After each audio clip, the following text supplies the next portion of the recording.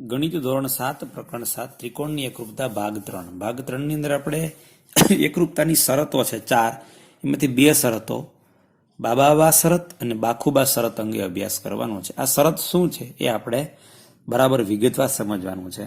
કે ઘણી વખત આપણે વાત કરીએ કે ભાઈ 2 ત્રિકોણ એકરૂપ છે કે નહીં, એ વખતે આપણે હર વખતે કઈ 2 ત્રિકોણો કાપીને એકબીજા પર ફિટ થાય છે કે નહીં એવું આપણે કરી શકીએ નહીં. આવી રીતે હર વખતે આપણે 2 ત્રિકોણો કાપીને ન ગોઠવી શકીએ, પણ 2 ત્રિકોણો દોરેલા હોય તો બંને એકરૂપ છે કે નહીં, અથવા તો 2 ત્રિકોણો એકરૂપ દોરવા હોય તો એના માટે આપણે અગાઉ જોયું એ મુજબ તો આપણે આવું હોવું જોઈએ કે એક બાજુનું માપ બીજી બાજુ, એટલે કે 2 ત્રિકોણ આપ્યા હોય તો એની દરેક અનુરૂપ બાજુઓ એકબીજા પર ફિટ થવી જોઈએ અને અનુરૂપ ખૂણાઓના માપ એકબીજા સાથે મળતા હોવા જોઈએ. જો આ 6 શરતોનું પાલન થાય, એટલે કે 3 બાજુઓ અને 3 ખૂણાઓ એકરૂપ હોય અને સાથે સાથે 3 બાજુ એકરૂપ હોય, 3 ખૂણા, 6 અંગો જો એકરૂપ હોય, બરાબર, અનુરૂપ અંગો, તો આપણે એને ત્રિકોણ એકરૂપ છે એવું કીધું. પણ હર વખતે આપણે 6 એ 6 વસ્તુ માપવાની જરૂર નથી. અહીંયા આપણે અપ્પુ અને ટપ્પુની રમત દ્વારા 2 જે ત્રિકોણો છે એના માટેની 2 શરતો બાબા શરત અને બાખુબા શરત અંગેનો અભ્યાસ કરવાનો છે. તો ત્રિકોણની એકરૂપતા માટેની શરતો, એની માટે પહેલી શરત છે બાબા શરત. હવે અહીંયા અપ્પુ અને ટપ્પુ એક રમત રમે છે. અપ્પુએ એક ત્રિકોણ દોર્યો છે એબીસી. આ ત્રિકોણ અપ્પુએ દોર્યો છે અને તેની દરેક બાજુની લંબાઈ અને દરેક ખૂણાનું માપ નોંધ્યું છે. ટપ્પુએ આ લખાણ જોયું નથી. અપ્પુએ દોર્યું છે પણ ટપ્પુને ખબર નથી કે આ ત્રિકોણ અપ્પુએ કયા માપનો દોર્યો છે. તો અપ્પુ ટપ્પુને પડકાર આપે છે. અપ્પુ શું કહે છે ટપ્પુને, કે ટપ્પુને કેટલીક માહિતી આપે છે. તેના પરથી તેણે ત્રિકોણ એબીસીની નકલ બનાવવાની છે. એટલે કે ત્રિકોણ એબીસીની નકલ એટલે કે ત્રિકોણ એબીસીનો એકરૂપ ત્રિકોણ બનાવવાનો છે. અપ્પુએ આપેલ માહિતીનો ઉપયોગ કરીને ટપ્પુ ત્રિકોણ એબીસીને એકરૂપ ત્રિકોણ બનાવવાનો પ્રયત્ન કરે છે અને રમત શરૂ થાય છે. તેમના વચ્ચે થતી વાતચીત અને રમતને ધ્યાનપૂર્વક સમજવાનો પ્રયત્ન કરે. હવે આગળ વધીએ. પેલી શરત છે બાબા શરત. એ બાબા શરત શું છે એ છેલ્લે આપણને ખબર પડશે. તો અપ્પુ એમ કે છે કે ત્રિકોણ એબીસીની એક બાજુ 5.5 સેન્ટીમીટર છે. ત્રિકોણ એબીસીની એક બાજુનું માપ, કઈ બાજુનું માપ એ વાત નથી, ત્રિકોણ એબીસીની એક બાજુનું માપ 5.5 સેન્ટીમીટર છે. તો ટપ્પુ કહે છે કે આટલી માહિતી તે મને આપી હતી, એના ઉપરથી તો હું ઘણા બધા ત્રિકોણ દોરી શકું. આ 5.5 સેમી અહીંયા દોર્યું, આ 5.5 સેમી એક બાજુનું માપ છે. તો 3 પ્રકારના ત્રિકોણ, આ ગુરુકોણ ત્રિકોણ દોર્યો, આ કાટકોણ દોર્યો, આ લઘુકોણ દોર્યો. એટલે કે તું મને જો એક બાજુનું માપ કે તો હું ત્રિકોણ એબીસીની નકલ કરી શકું નહીં, એટલે કે ત્રિકોણ એબીસીની એકરૂપ ત્રિકોણ દોરી શકું નહીં. તો મેં દોરેલા ત્રિકોણ, એટલે ત્રિકોણ કોણ બોલે છે, ટપ્પુ કે છે, પરંતુ તે બધા ત્રિકોણ એબીસીની નકલ થવા જરૂરી નથી. મેં દોરેલા ત્રિકોણો ગુરુકોણ છે, કાટકોણ છે કે લઘુકોણ હોઈ શકે. જેમ નીચે કેટલાક ઉદાહરણો આપ્યા છે કે ભાઈ તું મને એક જ બાજુની માહિતી આપતો તો આ 3 ત્રિકોણ બને મારાથી. 3 એટલે આમ તો ઘણા બધા બને, પણ 3 પ્રકારના બને. મેં બીજી બાજુનું માપ યાદચ્છિક રીતે, એટલે કે ગમે તે રાખ્યા છે, કારણ કે ટપ્પુએ એક જ બાજુનું માપ ફિક્સ રાખ્યું 5.5, બાકીના તો એની રીતે દોર્યા છે. આથી મને જેના પાયાનું માપ 5.5 સેમી હોય તેવા ઘણા બધા ત્રિકોણ મળે. આથી ત્રિકોણ એબીસીની નકલ કરવા માટે, એટલે કે એકરૂપ ત્રિકોણ દોરવા માટે એક બાજુનું માપ પૂરતું નથી. તું મને ખાલી એક બાજુનું માપ આપી દે તો હું ત્રિકોણ એબીસીની નકલ દોરી શકું નહીં. તો અપ્પુ કહે છે કે ભલે હું તને વધુ એક બાજુનું માપ આપું. તો ત્રિકોણ એબીસીની 2 બાજુની લંબાઈ, એકનું માપ તો 5.5 સેમી છે અને બીજીનું માપ 3.4 સેમી છે. તો ટપ્પુ ત્રિકોણ દોરે છે કે જેનું માપ એક બાજુનું માપ 5.5 સેમી હોય, બીજીનું માપ 3.4 સેમી હોય. તો એવાય ઘણા બધા ત્રિકોણ મળ્યા. એટલે ત્રિકોણ એબીસીની નકલ કઈ છે ખબર પડે નહીં, એક જ ત્રિકોણ મળે નહીં. એટલે ટૂંકમાં આની નકલ મળે જ નહીં એમ કહો થઈ શકાય 2 માપ. તો ટપ્પુ કહે છે કે આટલું પણ પૂરતું થશે નહીં. આપેલી માહિતી પરથી હું ઘણા ત્રિકોણ દોરી શકું. જેમ ત્રિકોણ એબીસીની નકલ નહીં થાય, જેમ કે અહીં મારી દલીલના સમર્થન માટે કેટલીક વિગત આપી છે કે તે મને 2 બાજુના માપ કીધા, તો આ 2 બાજુના માપ વાળા તો મેં પણ અહીંયા 3, ઓછામાં ઓછા 3 ઘણા બધા બનાવી શકું. કે જો માત્ર 2 બાજુની લંબાઈ આપી હોય તો તારા ત્રિકોણ જેવો ત્રિકોણ ન દોરી શકો, એટલે કે આ માપનો આવો ત્રિકોણ હું દોરી શકું નહીં. તો અપ્પુ એમ કહે છે કે ભલે હું તને 3 બાજુની લંબાઈ આપું છું. ત્રિકોણ એબીસીની એબીનું માપ 5 સેન્ટીમીટર દોરવાનું છે તારે, બીસીનું માપ 5.5 સેમી દોરવાનું છે અને એસીનું 3.4 સેમી. તો ટપ્પુ કે છે કે મને લાગે છે કે હવે શક્ય બનશે. હું પ્રયત્ન કરું. પ્રથમ તો હું કાચી આકૃતિ દોરું જેથી મને લંબાઈ સહેલાઈથી યાદ રહે. એટલે પેલા કાચી આકૃતિ આ પાકી છે એવી કાચી આકૃતિ એને દોરી નાખી કે ભાઈ એકનું માપ 5.5 હોય, બીજીનું માપ 5 હોય, ત્રીજીનું માપ 3.4 હોય. તો હું 5.5 સેમી લંબાઈનો રેખાખંડ બીસી દોરું. પહેલા એમણે આ દોરી, પછી બી ને કેન્દ્ર લઈ 5 સેમી ત્રિજ્યા લઈ અને ચાપ દોરી, પછી સી ને કેન્દ્ર લઈ 3.4 સેમી ત્રિજ્યા લઈ ચાપ દોરી. આ બે ચાપ જ્યાં છેદી ત્યાં એ બિંદુનું નામ આપ્યું. પછી રેખાખંડ એ બી દોરી દીધો અને રેખાખંડ એસી દોરી દીધો. તો અહીંયા ત્રિકોણ એબીસી મળ્યો. તો હવે શું કે છે, હવે મને બિંદુઓ એબીસી ના સ્થાન ખબર છે હો, તેને જોડીને ત્રિકોણ એબીસી મેળવી શકું. તો હવે આ જે ત્રિકોણ દોર્યો છે ટપ્પુએ એ બરાબર આના માપનો છે. હવે આને કાપીને આની ઉપર મૂકીએ તો બંને બે એકબીજા ઉપર ફિટ બેસે. તો તમે જોયું કે અહીંયા ત્રિકોણના 6 અંગો, 3 ખૂણા અને 3 બાજુઓમાંથી અપ્પુએ ટપ્પુને માત્ર 3 જ અંગોના નામ આપ્યા. અને એ કયા અંગ હતા? 3 બાજુઓના માપ આપ્યા. તો 3 બાજુઓના માપ આપ્યા, 3 માંથી એક પણ ખૂણાનું માપ ન આપ્યું, છતાંય ટપ્પુએ આ ત્રિકોણ એબીસી આની નકલ બનાવી દીધી. તો એનો અર્થ એવો થયો કે આપણી પાસે 6 અંગના માપ ન હોય, માત્ર 3 બાજુના માપ હોય તો પણ આપણે એકરૂપ ત્રિકોણ દોરી શકીએ. એટલે એ લીખું, અપ્પુએ કીધું અદ્ભુત. આમ આપેલા ત્રિકોણ એબીસીની નકલ દોરવા માટે, એટલે કે ત્રિકોણ એબીસીની એકરૂપ ત્રિકોણ દોરવા માટે આપણને 3 બાજુની લંબાઈની જરૂર પડે. આપણે આ શરતને બાજુ બાજુ બાજુ, કારણ કે 3 બાજુના માપ આપ્યા ને, એટલે બાજુ બાજુ બાજુ શરત કહી શકીએ. તો ટપ્પુ એમ કહે છે શા માટે આપણે ટૂંકમાં બા શરત ન કહીએ? બા શરતનો અર્થ થાય બાજુ બાજુ બાજુ, બરાબર? એને ટૂંકમાં કીધું. તો એકરૂપતાની બા શરત. બા શરત શું છે? તો આપણે શરત લખીએ. આગળનું બધું માત્ર સમજ્યા કે આ બા શરત ખરેખર શું છે. તો આ પહેલી શરત છે એકરૂપતાની બા શરત. એકરૂપતાની બા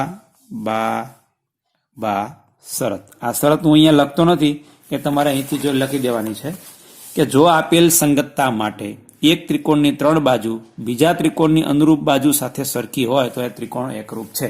અને આપણે ઉદાહરણ દ્વારા સરસ મજાના શીખીએ કે જો આપણી પાસે માત્ર 3 બાજુઓના માપ અનુરૂપ બાજુ એકરૂપ થતી હોય તો એ ત્રિકોણો પણ એકરૂપ થાય, ખૂણા માપવાની જરૂર નથી. અહીં ઉદાહરણ આપ્યું છે કે ત્રિકોણ એબીસી એટલે અને ત્રિકોણ પીક્યુઆર માટે બે માટે આપ્યું છે. એબીનું માપ 3.5 સેમી, બીસીનું માપ 7.1 સેમી અને એસીનું માપ 5 સેમી છે. એ રીતે ત્રિકોણ પીક્યુઆરમાં બાજુ પીક્યુનું માપ 7.1 સેમી, બાજુ ક્યુઆરનું માપ 5 સેમી અને બાજુ પીઆરનું માપ 3.5 સેમી હોય તો એકરૂપતાનો સંબંધ સંકેતમાં લખો. એટલે આપણે અહીં જોઈ લીધું કે જેટલું માપ બીસીનું છે એટલું બીસીનું છે એટલું પીક્યુનું માપ છે. એટલે આ લખો બરાબર.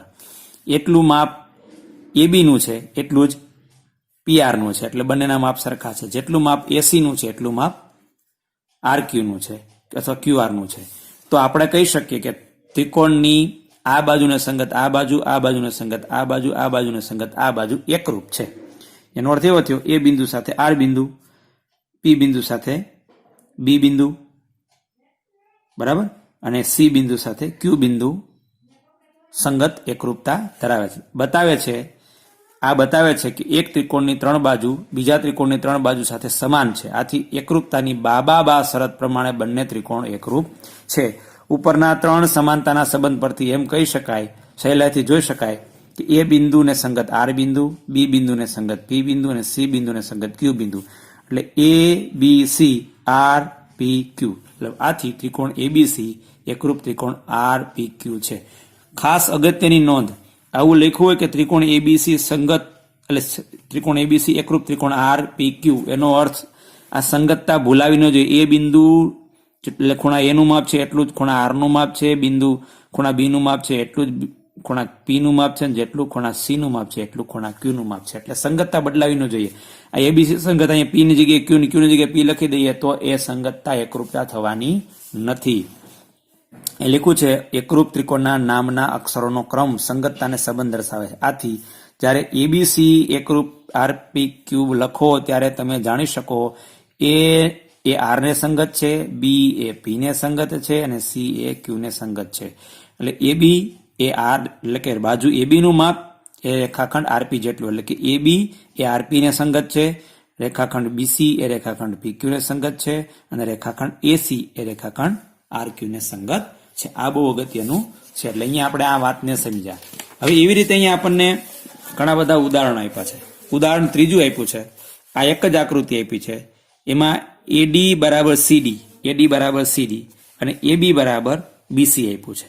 તો ત્રિકોણ ABD અને CBD માં સમાન અંગોની 3 જોડ લખો. કયા 3 અંગો સમાન છે? તો કે આ બે બાજુ, આ બાજુ, આ ત્રીજી બાજુ બેયમાં સહિયારી છે, એટલે ત્રણેય બાજુના માપ સરખા થઈ ગયા. ત્રિકોણ ABD એકરૂપ ત્રિકોણ CBD છે. શા માટે અથવા શા માટે નહીં? અને ખૂણો ABC ને એટલે આ ખૂણા ABC એ રેખાખંડ BD દુભાગે છે, અને કારણ આપો. એ પૂછે જવાબ ઉકેલ.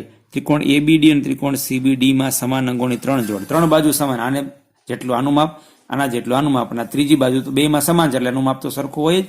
AB બરાબર CB અને AD બરાબર CD અને BD બરાબર તો BD થાય જ, કારણ કે પોતે પોતાના જેવડું તો હોય જ.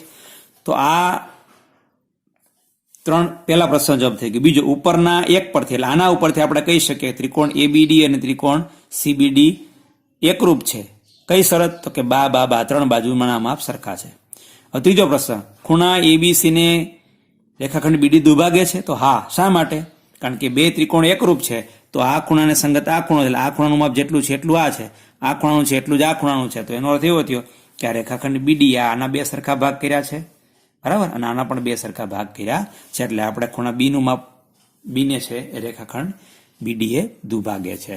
હવે અહીંયા આપણે બહુ અગત્યનું સમજવાનું છે કે બા શરત આમાં કેના ઉપર લાગુ પડે છે. અહીંયા આપણને આકૃતિ 7.14 ત્રિકોણની બાજુના માપ બતાવેલા છે. એક ત્રિકોણની બા શરત પ્રમાણે, એકરૂપતાની બા શરત પ્રમાણે ત્રિકોણની કઈ જોડ એકરૂપ છે તે કહો. ત્રિકોણ એકરૂપ હોય તો પરિણામને સાંકેતિક સ્વરૂપમાં લખો. હવે તમે જોઈ શકો, આ પહેલું છે. તો પહેલાની અંદર જેટલું BC નું માપ છે એટલું QR નું છે, જેટલું AB નું છે એટલું PQ નું માપ છે, જેટલું AC નું છે એટલું PR નું છે. તો આપણે કહી શકીએ કે આ બા શરત અનુસાર ત્રિકોણ ABC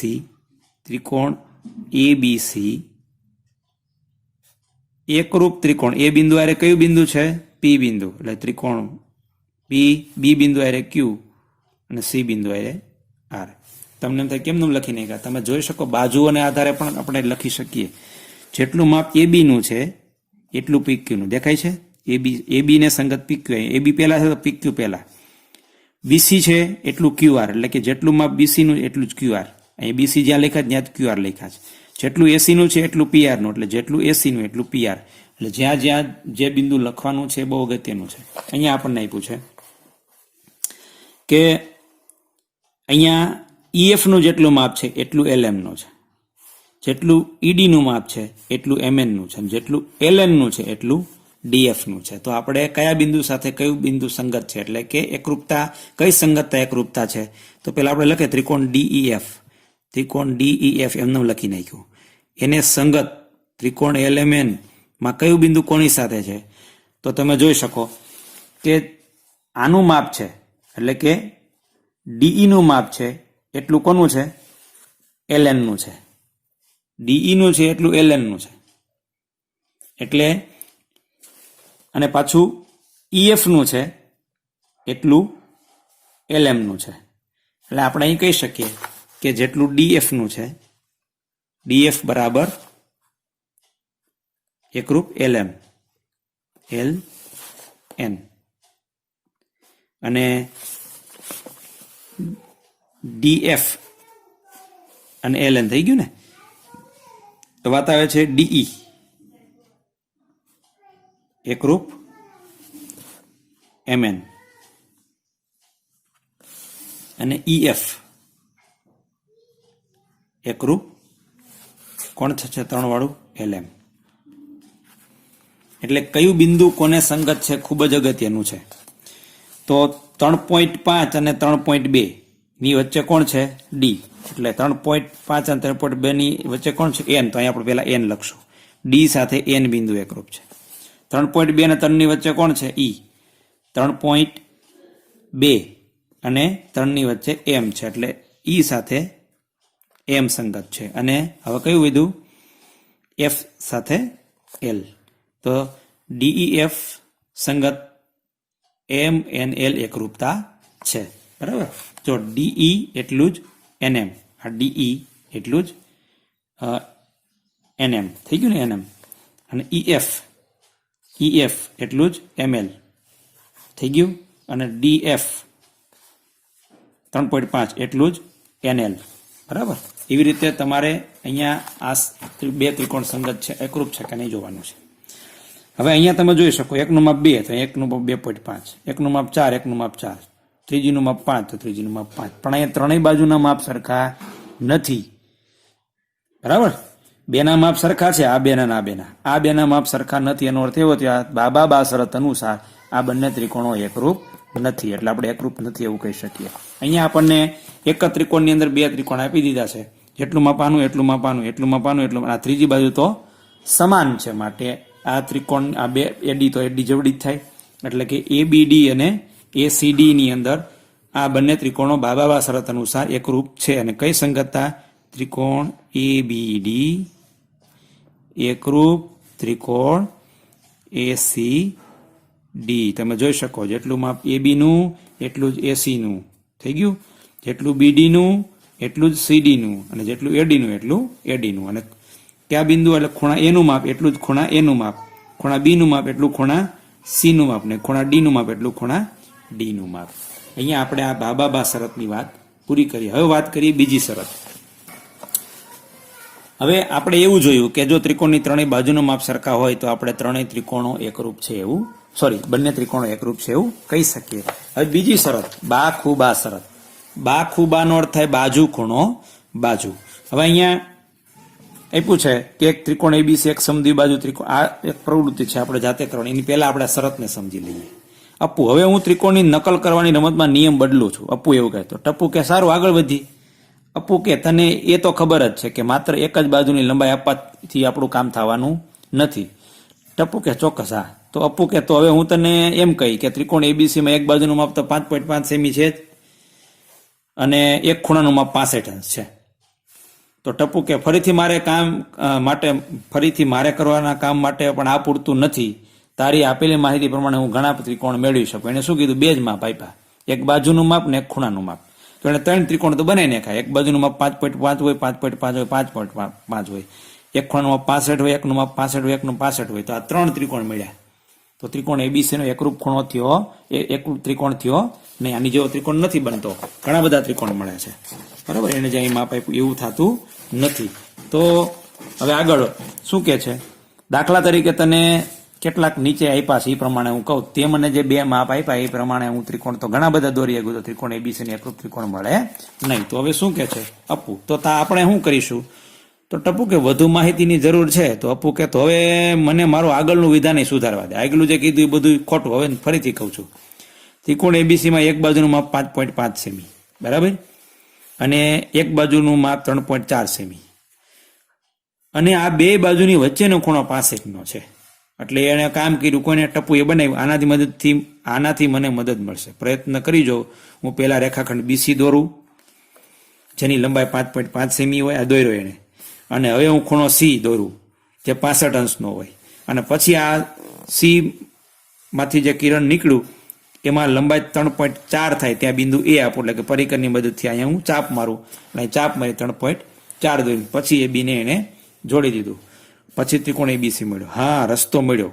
એનું સ્થાન C આગળ ખૂણો બનાવતી રેખા પર C થી 3.5 સેમી દૂર છે. હું C ને કેન્દ્ર લઈ 3.4 સેમી ત્રિજ્યા લઈ અને ચાપ દોરીશ. તે પાછળના ખૂણા બનાવતી રેખાને A માં કાપશે. એટલે અહીંયા જે છેદું અહીંયા A નામ આપ્યું. હવે ત્રિકોણ હવે AB ને જોડી દઉં છું તો ત્રિકોણ ABC મળશે. આ ત્રિકોણ ABC કોના જેવો હશે? અહીંયા જે એમણે પહેલા દોરેલો હતો એવો. એને કયા માપ આપ્યા? એક આ માપ, એક આ માપ ને આ માપ. એનો અર્થ એવો થયો કે બે બાજુ અને એના અંદરનો ખૂણો, એ બે બાજુઓથી બનતો ખૂણો, એટલે કે બાજુ ખૂણો બાજુ. જો આપણે આ 3 માપ આપેલા હોય તો આપણે એકરૂપતાની શરત થઈ ગઈ બાખુબા. તો અપ્પુ કે છે તે બાજુ ખૂણો બાજુનો ઉપયોગ કર્યો. હવે ખૂણો બે બાજુની વચ્ચે સમાયેલો છે એ આપણે જોયું. આ ખૂણો જે છે એ બે બાજુની વચ્ચેનો છે. ટપ્પુ, હા, આપણે આ શરતને શું નામ આપીશું? અપુ કે એ બાખુબા શરત છે. તને સમજાય છે ને? ટપુ કે હા ચોક્કસ, એકરૂપતાની બાખુબા શરત. બાખુબા શરત કેને કહેવાય? તો કે જો આપેલ સંગતતા માટે એક ત્રિકોણની બે બાજુ અને તેમની વચ્ચેનો ખૂણો બીજા ત્રિકોણની બે અનુરૂપ બાજુ અને વચ્ચેના ખૂણા સાથે સમાન હોય તો તે બે ત્રિકોણો એકરૂપ છે. તો ઉદાહરણ 4 આપ્યું છે. આ ઉદાહરણ 4 જે છે એમાં 3 ઉદાહરણો આપ્યા છે. એ 3માંથી આપણે એક સમજીએ, બાકીના 2 છે તમે સમજી શકો છો. નીચે બે ત્રિકોણના કેટલાક ભાગના માપ આપેલા છે. બાખુબા એકરૂપતાનો ઉપયોગ કરીને બે ત્રિકોણ એકરૂપ છે કે નહીં તે નક્કી કરો.